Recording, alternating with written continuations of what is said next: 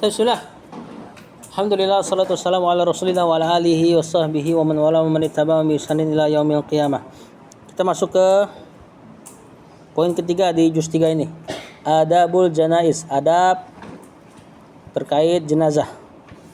Kemarin adab yang berkaitan dengan muhtadar atau muhtadir, orang-orang yang sekarat. Sekarang jenazahnya nih.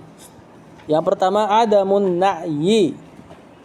Tidak boleh An-na'yu ini mengumumkan orang yang mati. Jangan salah paham dulu ya. Tidak boleh mengumumkan orang yang wafat.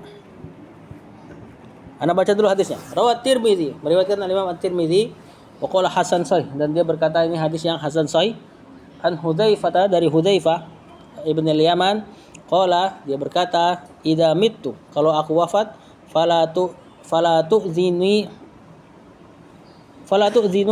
bi, jangan tu'zinu bi, jangan mengkhabarkan kematianku terhadap seorang pun. Inni akhafu, sesungguhnya aku takut, an yakuna na'yan, itu menjadi na'yan ini tadi mengumumkan orang mati. Fa inni sami'tu Rasulullah sallallahu alaihi wasallam, sesungguhnya aku mendengar Rasulullah sallallahu alaihi wasallam sabda, sesungguhnya aku mendengar Rasulullah SAW yanha anin na'i, melarang dari perbuatan an-na'yu tadi, mengumumkan orang mati. Nah, terus gimana dong yang di masjid-masjid tuh? Yang innalillahi, boleh apa enggak begitu? Tadi baru dapat Rasulullah SAW melarang dari an-na'yu. Boleh apa enggak? Yakin boleh? Siapa yang bilang boleh? Yang bilang enggak?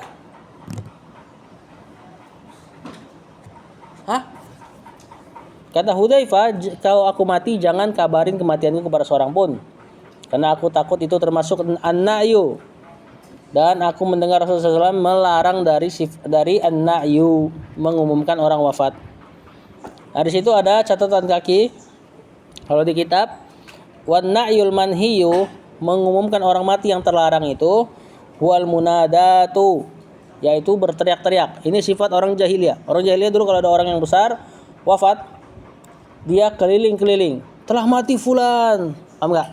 Sambil berbahasa yang agak kayak gimana gitu, kayak galau lah, kayak mirip-mirip ratapan.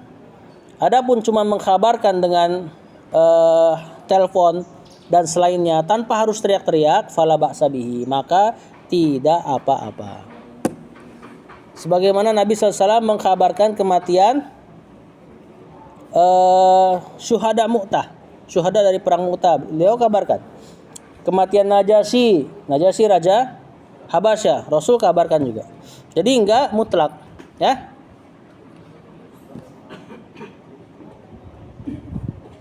Jadi yang dilarang adalah seperti ucapan anna fulanan mata, fulan mati, ya, dan seterusnya. Wallahu a'lam. Poin yang kedua dari adab janaiz, adamu latmil khududi adamu latmil khududi wasyaqil juyudi, tidak menampar-nampar pipi dan merobek-robek kantong. Afwan, antum duduk dekat sini dikitan boleh?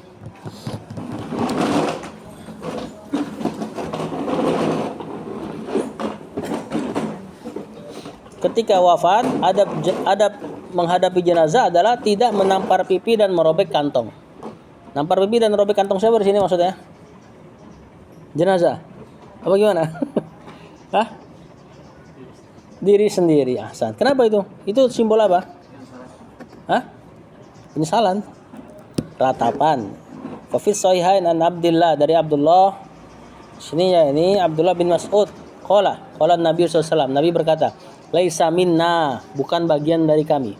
Ini kalau ada perkataan laisa minna ini berarti diantara dosa besar kalau melakukannya. Seperti hadis man ghasya laisa minna, siapa yang curang bukan bagian dari kami. Ya, ucapan laisa minna ini ucapan yang pedas. Apa yang laisa minna?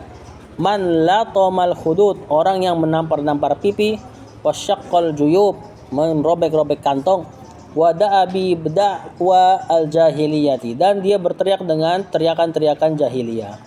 Nah, ini ketika ada orang wafat dia nampar pipinya sendiri, robek-robek kantong. Dan apakah cuma terbatas sama dua sifat ini?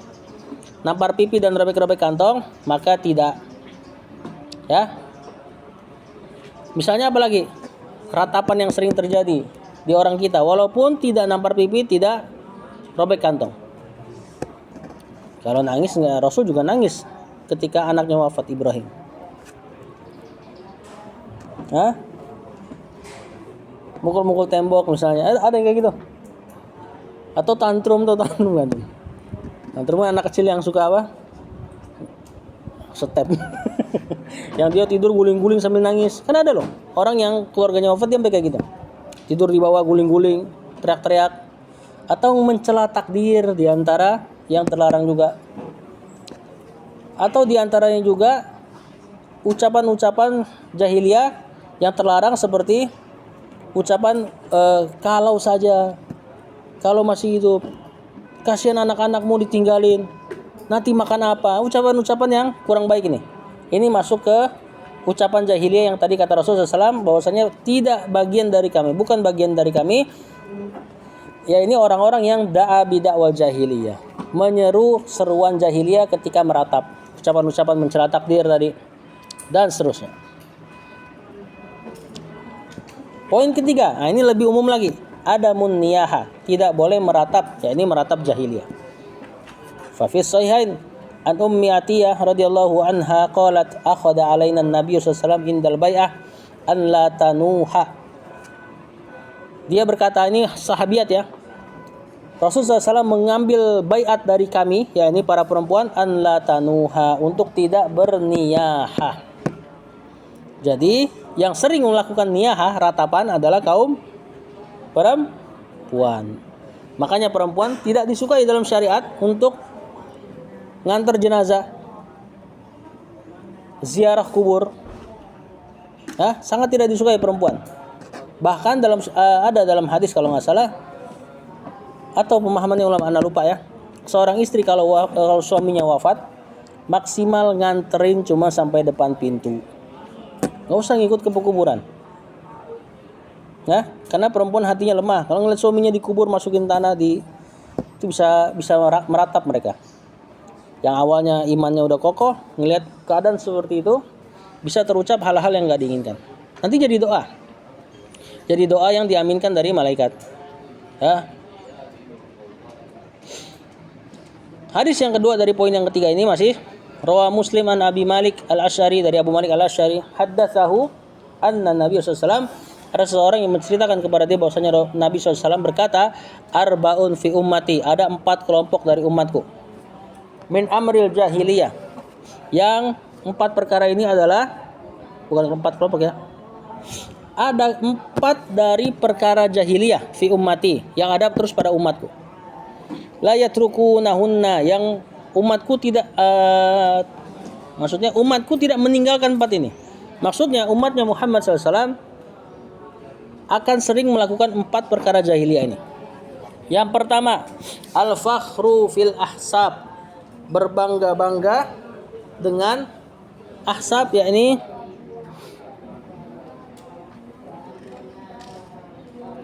kedudukan.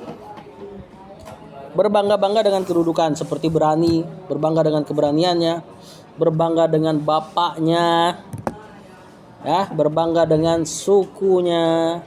Ini diantara perkara jahiliyah yang umatnya Rasulullah SAW akan sering melakukannya, tidak ditinggalkan. Maksudnya ada aja yang ngelakuin ini. Yang kedua, watta'nu fil ansab, mencela nasab.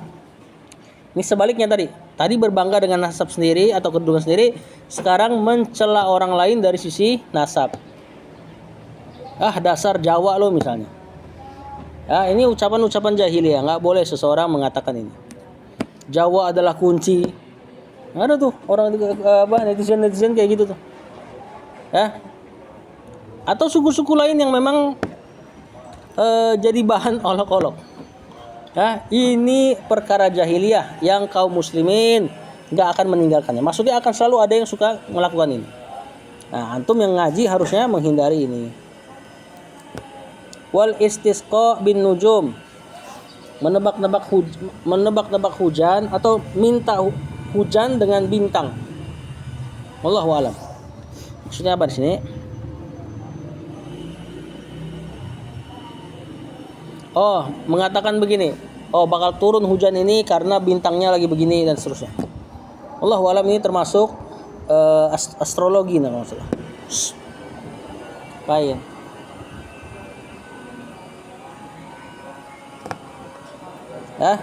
Nebak-nebak cuaca dari bintang. Kalau memang nggak ada ilmunya maka tidak bisa dibuktikan secara ilmiah, maka nggak boleh. Dan yang keempat, wan niyahatu, nih tadi, meratap karena kematian. Ini diantara perkara jahiliyah. Waqala, Nabi menambahkan lagi, an-naihatu, seorang yang meratap.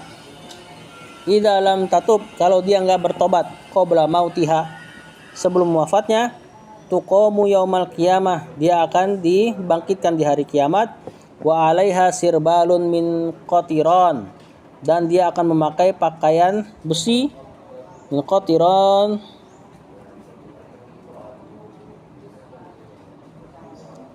lupa lagi ini ya terjemahannya. Intinya pakaian besi lah. Wa dir'un min jarab, dan sama pakaian besi dari jarab, ini seperti kuningan yang meleleh. Wallahu alam. Jadi orang yang naihah, kata Rasulullah SAW, kalau nggak tobat sebelum wafat, dia akan dibangkitkan dengan pakaian-pakaian yang besi, panas, meleleh. Kenapa? Karena dulu dia suka merobek-robek pakaiannya. Di hari kiamat Allah pakai pakaian yang seperti itu. Bisa gak tuh dirobek? Dan lafaznya an-naihatu, pakai tak marbutoh. Kenapa? Untuk nunjukin perempuan lebih mudah untuk melakukan niyaha ini, yakni meratap ketika ada orang yang wafat. Tapi bukan berarti kalau laki-laki nggak kena ancaman ini ya. Kalau laki-laki tetap kena. Ya, cuman mereka lebih kuat, lebih dominan akalnya, perasaannya enggak. Cuman kalaulah mereka kayak gini, kena azabnya. Jadi bukan berarti laki-laki aman dari azab ini. Yang keempat, nah ini ilmu penting nih, dan keberuntungan bagi penuntut ilmu yang dengar hadis ini. Ya, yang keempat, taksirul musallin alal mayyiti, memperbanyak orang yang sholat untuk mayit. Nah, gimana memperbanyaknya? Lihat, rawa Muslimun an Aisyah anin Nabi sallallahu alaihi wasallam. Aisyah berkata bahwasanya Nabi SAW berkata, ma min mayyitin, enggak ada seorang mayit pun, tusalli alaihi ummatun minal muslimin, yang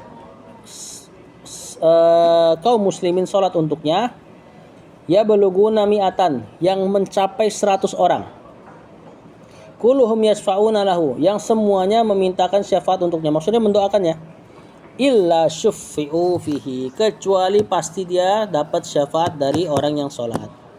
Ini jumlah pertama, ya, bahwasanya mayit yang disolati 100 orang dari kaum muslimin secara umum, maka dapat syafaat, dapat manfaat yang besar lah di setelah wafatnya. Pertanyaannya, susah gak ngumpulin 100? Susah. Ada kabar gembira selanjutnya lagi. Rawa Muslim an Abdullah bin Abbas radhiyallahu anhuma anna mata ibnun lahu. Ibnu Abbas wafat salah satu anaknya di Qudait, di salah satu tempat namanya Qudait, atau di Usfan, salah satu tempat yang namanya Usfan, ragu perawi. Faqala ya Quraib, kemudian Ibnu Abbas berkata kepada salah satu maulanya, budak yang dibebaskannya, wahai Quraib, unzur, lihatlah, majtama'alahu minan nas, apakah sudah berkumpul orang-orang? Qala fa kharajtu, maka Quraib berkata, aku pun keluar, fa idza nasun qad jama'u lahu, tiba-tiba manusia sudah berkumpul untuk mensolati anaknya Ibnu Abbas ini. Fa akhbartuhu, maka aku kabarkan kepada Ibnu Abbas, fa qala taquluhum arba'un, Ibnu Abbas berkata, tadi kamu bilang ada 40 orang, 40 yang mensolati. Kata Quraib, na'am iya.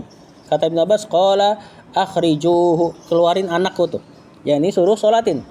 Fa inni sami'tu Rasulullah SAW, sesungguhnya Rasulullah SAW bersabda, aku mendengar Rasul bersabda, ma min rajulin muslimin, tidak ada seorang pun muslim yamutu yang wafat, fayaqumu ala janazatihi arba'una rajulan, lalu mensolati jenazahnya 40 orang. Tadi berapa?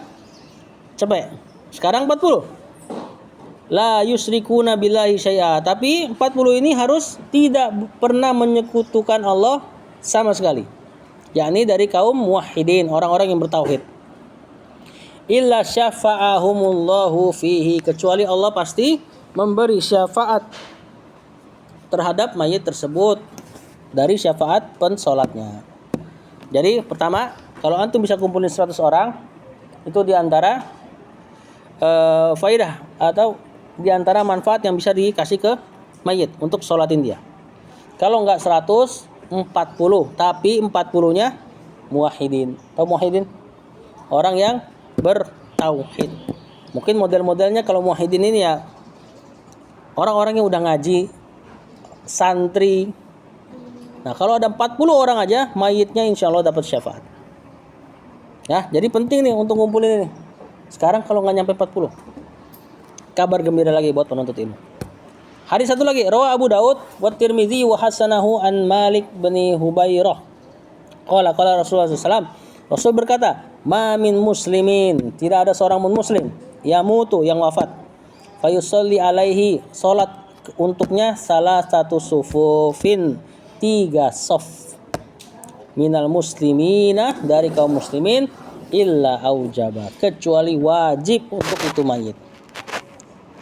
Apa wajib aujaba di situ? Ya, ini Allah mewajibkan surga untuk mayit tersebut. Fakana Malikun, dan adalah Malik, idza istaqalla ahlal janazah, kalau ahlul janazah maksudnya orang yang sholat terlihat sedikit, jazza'ahum salasata sufufin lil hadis, maka dia bagi orang yang sedikit itu nggak nyampe 40, 100 apa lagi. Berarti gimana dong biar kita tetap dapat syafaat? Ini kabar gembira untuk penuntut ilmu. Ya, maka dibagi jadi 3 saf. Berarti kalau misalnya 9 orang, cuma 9 orang yang sholatin jenazah, tinggal bagi aja 3 dapat syafaat. Lah kok gimana sih ini kayak main akal-akalan gitu kan? Mungkin agak terkesan kok main akal-akalan nih. Tadi cepet. Kalau nggak sampai cepet 40 tapi muwahhidin. Ternyata nggak sampai 40, kok masih kita akalin pakai 3 saf. Pertama Rasulullah SAW katakan, terus kenapa kayak kesannya kayak main akal-akalan? Enggak, ini justru rahmat bagi orang yang nuntut ilmu hadis, nuntut ilmu agama. Seandainya dia nggak dapat hadis ini, mungkin dia sedih. Ketika lihat, aduh nggak nyampe cepet, misalnya, ya kan? Ternyata dia dapat kabar lagi hadis, oh ternyata 40 bisa muwahhidin, oh ternyata nggak nyampe lagi 40, mungkin sedih dia. Nah, untuk orang yang pernah dapat hadis ini, alhamdulillah, nggak sampai 40 pun, dia optimis mayitnya akan dapat syafaat dengan cara dibagi 3 saf. Paham nggak? Jadi selalu ada jalan buat orang yang punya ilmu. Nah, ini penting ya nuntut ilmu ya. Yang kelima,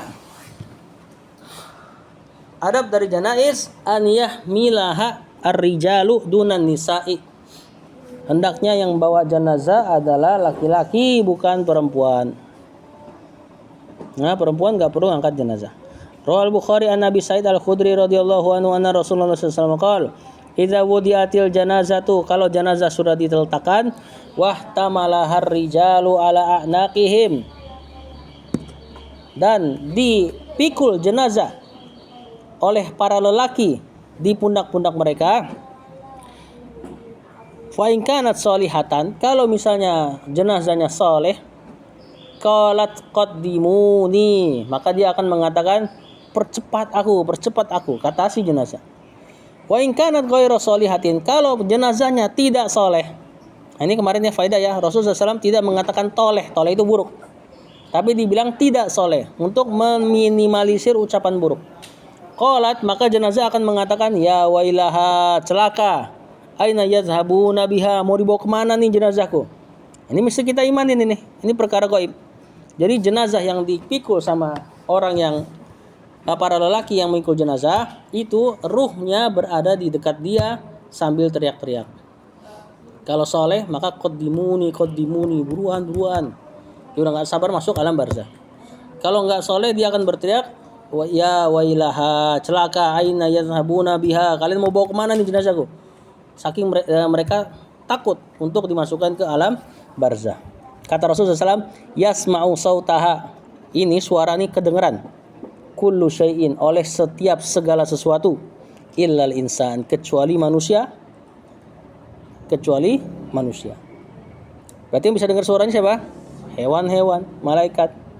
Walau sami'ahu soiko. Kalaulah manusia bisa dengar nih suara soiko, pingsan dia.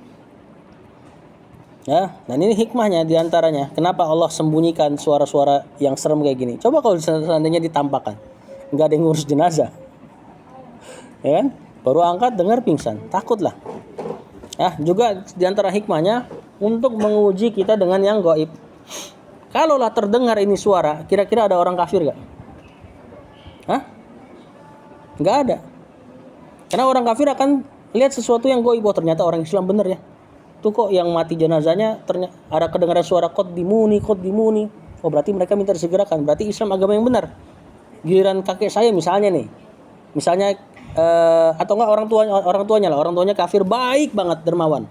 Tapi kita yakin ya orang kafir masuk neraka. Pasti kan terdengar suara, ya wailaha, aina yadhabuna biha. Mau dibawa kemana nih? Berarti kan dia ngeh. Wah, ternyata orang tua gue walaupun baik tapi mati dalam keadaan kafir. Kedengaran suaranya seperti itu. Kalau lah kayak gitu, maka mereka akan beriman segera. Maka nggak ada orang kafir nanti kalau misalnya suara ini dikeluarkan. Nah, ini juga sebagai poin plus buat kita.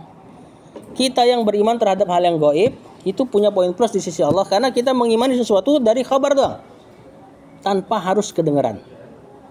Seandainya kedengaran, nanti antum Islam, orang kafir pun masuk Islam. Benar gak? Terus apa bedanya antara antum sama mereka? Jadi kayak gak spesial, sama-sama Islam. Sementara suara itu disembunyikan, antum tetap beriman, mereka enggak. Spesial gak antum saat itu? Spesial. Nah, itu juga hikmahnya kenapa Allah bikin kaum muslimin perang gak selalu menang. Di Palestina dan sebagainya, di Uhud kalah. Hikmahnya kalau seandainya kaum muslimin perangnya selalu menang, siapa yang kafir? Orang akan masuk Islam semua. Tapi dalam rangka apa? Mencari ghanimah, mencari kemenangan. Oh, ini agama yang kuat, benar gak? Nah, Allah bikin kaum muslimin perang kadang menang, kadang kalah. Tujuannya untuk bikin kita spesial. Kita tetap beriman. Ya, sebagian orang ngeliat kondisi di Palestina, bisa jadi ada yang murtad. Dengan mengatakan, mana nih Islam? Gue beragama dengan Islam. Kok Tuhan gue nggak tolong orang Palestina? Jangan-jangan ini agama yang salah. Misalnya ada yang mengatakan seperti itu, bisa murtad dia. Akhirnya dia nggak spesial dan kita yang masih tetap Islam spesial.